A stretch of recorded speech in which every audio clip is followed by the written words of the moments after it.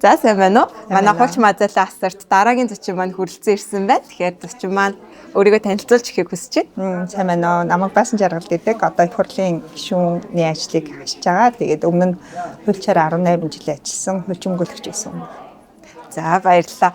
Надад хэд хэдэн асуулт байгаа. Хамгийн нэгдүгээрт өчтөр салбар хэлэлцүүлгүүдийг харж байхад бас олон талт хамтын ажиллагаа болон түншлэлийн асуудлууд их яригдлаа. Тэгэхээр та одоо парламентийн гишүүн хийж байгаа хувьдаа хууль тогтоох байгууллагын үүрэг оролцоо пропоно хөгжүүлэхэд ямар хэлбэрээр байх вэ? Үүрэг нь ямар байх вэ гэдэг талаар тайлбарлаж өгөөч. Өчтөрийн хуралдаанд сууж байхдаа нэг 2-3 одоо санаа гэх юм уу гараад тэрийгээ бас эргээд яг бодит яг ажил хэрэг болгоё гэж бодсон. Тэгэхээр нэгдүгээр манай оюутнууд хуулийн сургуулийн оюутнууд маш их клиник сургалтынхаа хүрээнд зөвлөгөө өгдөг, иргэдэд хуулийн тусалцаа үзүүлдэг. Тэгээ энийг нөгөө хөдөлмөр нийгэм хамгааллын яамны сайдын баталдаг сайн дурын ажлын одоо аль биесээр үнэлэх журам гэж яддаг байхгүй юу. Тэгэхээр тэрлөө би яг аль биесээр оруулаад тэгээ манай хуулийн сургуулийн оюутнуудын хийж байгаа пропоно үйл ажиллагааг яг нийгэмдний төлөө хийж байгаа, нийгмийн сайн сайхны төлөө хийж байгаа яг сайн дурын үйл ажиллагаа гэдэг тэр англи руу бас оруулаад аль биесны ийм бүртгэлийн системийг нь үүсгэх хэрэгтэй юм байна гэдэг нэг одоо санал одоо төрсөн. Тэгээ тэрийг Монгол Улсын сургуулийнхантайгаа эргэж холбогдоод эргээд яамныхантай холбогдоод энийг яг бодит ажиллах хэрэгтэй юм байна гэж үзсэн.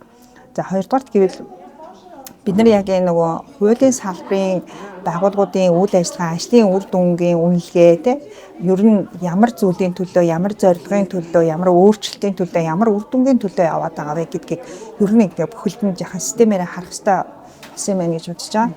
Түүний нэг нь яг энэ пропоно үйл ажиллагаа байх хэрэгтэй юм байна гэдэг дүгнэлтийг хийсэн. Одоо тухайлбал манай прокурорын чиг үүрэгт нийтийн эрх ашигын төлөө үйл ажиллагаа явуулах чиг үүрэг прокурорын байгууллага байгаа. Тэгэхээр яг одоо юу гэдэг прокурорын ажлынх нь одоо үр дүнгийнх нь нэг үзүүлэлт нь нийтийн эрх ашигын төлөө хийсэн одоо үйл ажиллагааны үр дүн жишээ байх жишээ. Тэг гэх мэтэр ингээд нөгөө парламентын хэмжээнд бол одоо баталж байгаа хууль тогтоомжтой өрөм журам те энэ баталж байгаа хэм хэмжээний актуудаа одоо энэ хуулийн салбарынхаа зарим нэг үйл ажиллагааг яг энэ пропонотой холбоотой хийж байгаа үйл ажиллагааг нь одоо аль биесний институтчлах системтэй болгох яг ийм одоо зүйлийг бол хийх хэрэгтэй юм байна гэдэг нэг ийм дүгнэлттэй болсон да. За баярлалаа. Өчтөр таны оролцсон бас салбар хуралдааныг сонсож байхад хүний эрхийн боловсролын талаар бас яригдчихсэн. Тэгэхээр хүний эрхийн боловсролыг бид нар одоо сайжруулах, хөгжүүлэх энэ ажилд ямар сорилтууд тулгарч байгаа вэ? Та бас тэрийг онцолж ярьжсэн. Тэр талаараа хуваалцаач. Хүний эрхийн боловсролыг түгээн дэлгэрүүлэх нь өөрөө бүх нийтийн үйл хэрэг байх хэрэгтэй юм билээ. Тэрнээс биш аль нэг салбарын зөвхөн боловсролын байгууллагын ч юм уу гэж юусоо орхиж болохгүй зүйл юм билээ. Тэгээ ялангуяа манай хуульчдын оролцоо манлал маш их чухал. Манайх шиг ийм нөгөө орон нутаг, хөдөө орон нутаг тий аслагдмал ийм одоо орон нутагт бол ялангуяа аль биесээр яг нөгөө хуулийн салбарт ажиллаж байгаа хүмүүс өөрсдөө сайн дураараа яг энэ хүний эрхийн боловсролыг түгээн дэлгэрүүлэх үйл хэргийг манлайлах. Энэ нь өөр айгуу том ийм нийгмийн давлгаа болж өрнөх хэрэгтэй юм байна гэж харж байгаа. Тэгээ яг энэ үйл ажиллагааг хийхэд яг эхний ээлжинд бид нар нөгөө гендерийн байс буюу гендерийн хөвшмөл ойлголтуудын асуудал нэлээд юм тулгамдсан асуудал болж магадгүй байгаа.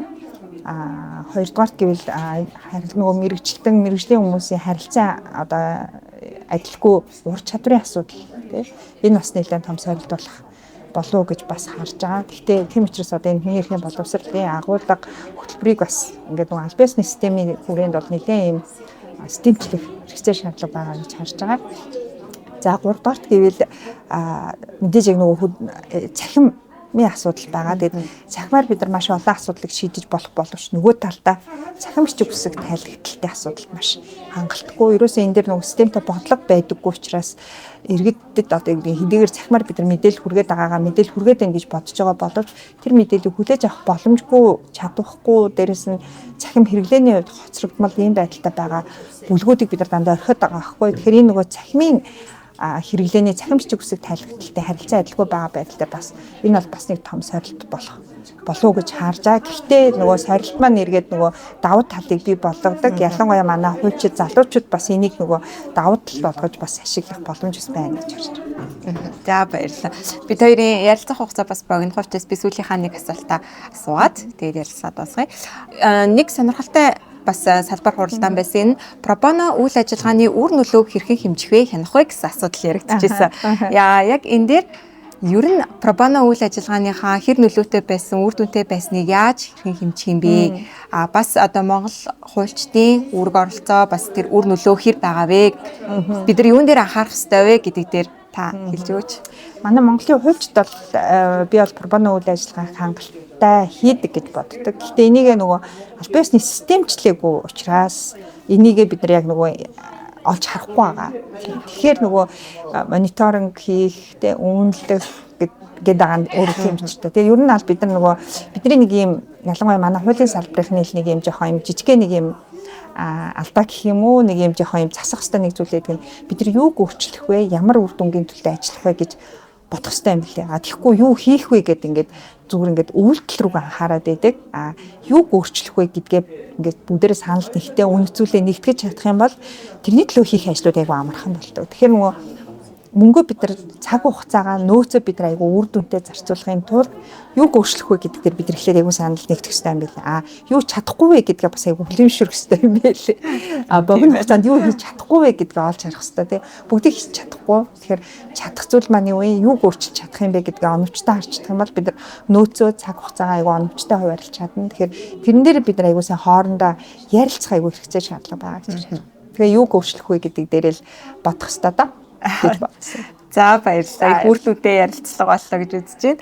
Манай асарт хүрэлцсэн баярлалаа. Баярлалаа Лука. За.